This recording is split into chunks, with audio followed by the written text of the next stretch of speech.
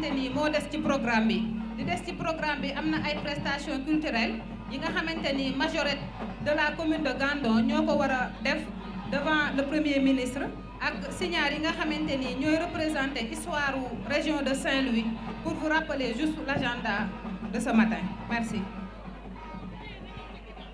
Ok. Est-ce que vous pouvez rappeler l'agenda? Je pense qu'il nous reste deux éléments.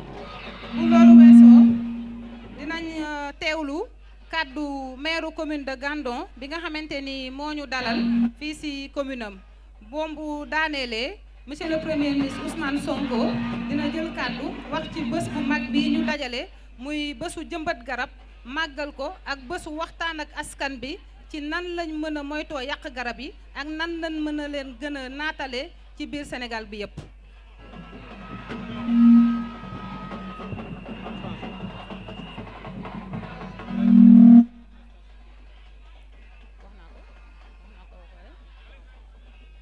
Pour le rappel de l'agenda en français, après la plantation symbolique, nous allons assister aux prestations culturelles, à savoir celles des majorettes de la commune de Gandon et des signares de la région de Saint-Louis. Après ces deux prestations, nous allons assister à l'allocution du maire de la commune de Gandon et aussi du premier ministre Ousmane Sonko qui préside cette assemblée ce matin.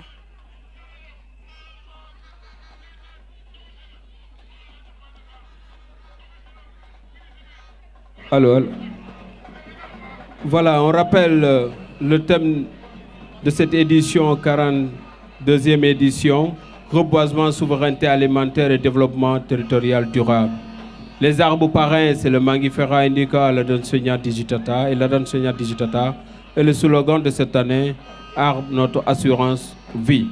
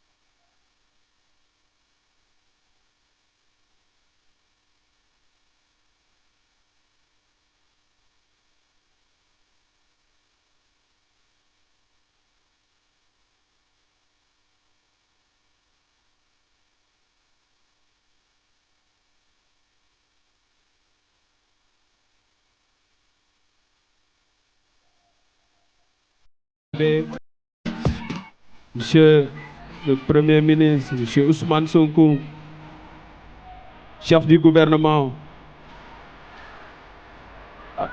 accompagné du gouverneur de Saint-Louis, du ministre de l'Environnement et de la Transition écologique, directeur des eaux et forêts, chef de la conservation des sols, le colonel-major Babacar Dione.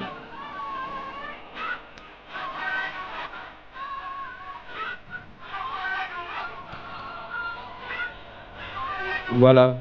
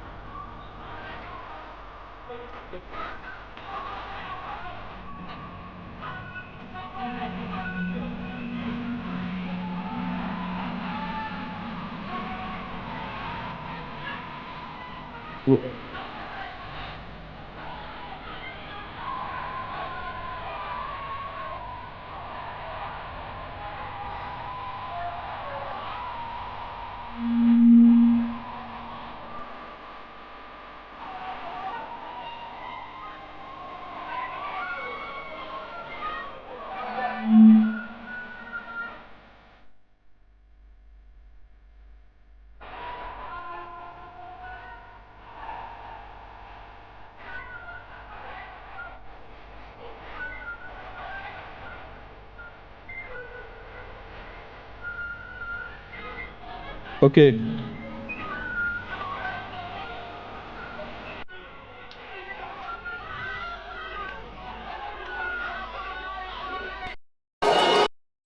Ok. Merci.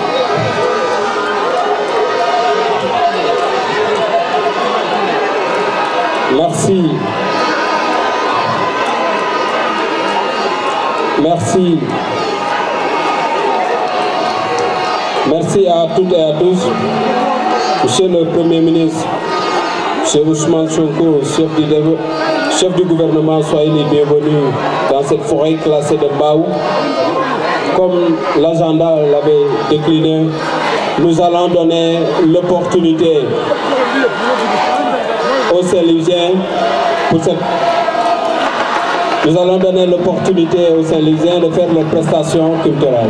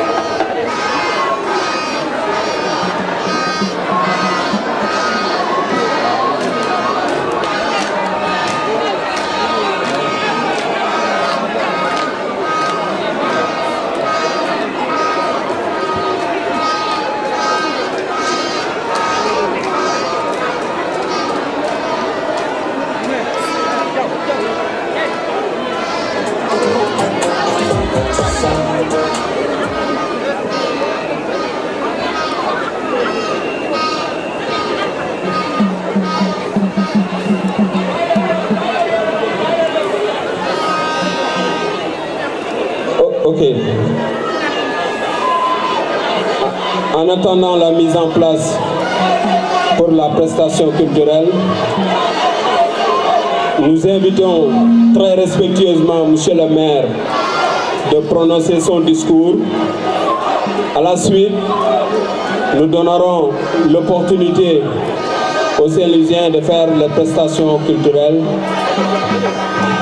et nous terminerons par le discours du Premier ministre, M. Ousmane Sonko, chef du gouvernement, ici dans la forêt classée de Raou. Merci. Monsieur le maire, la parole est à vous.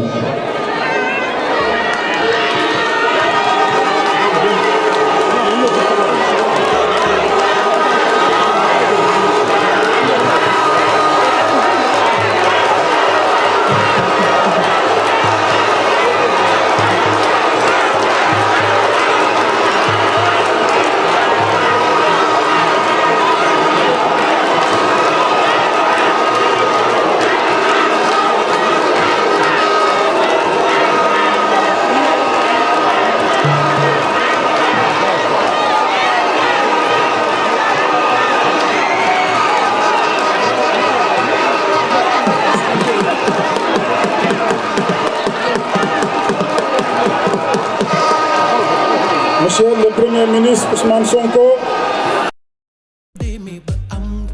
Monsieur le ministre de l'Environnement, du Développement durable et de la transition écologique, Monsieur le gouverneur de la région de Saint-Louis, Monsieur le préfet du département, Monsieur le secrétaire de l'arrondissement, Monsieur le président du conseil départemental de Saint-Louis, autorités religieuses, coutumières et locales,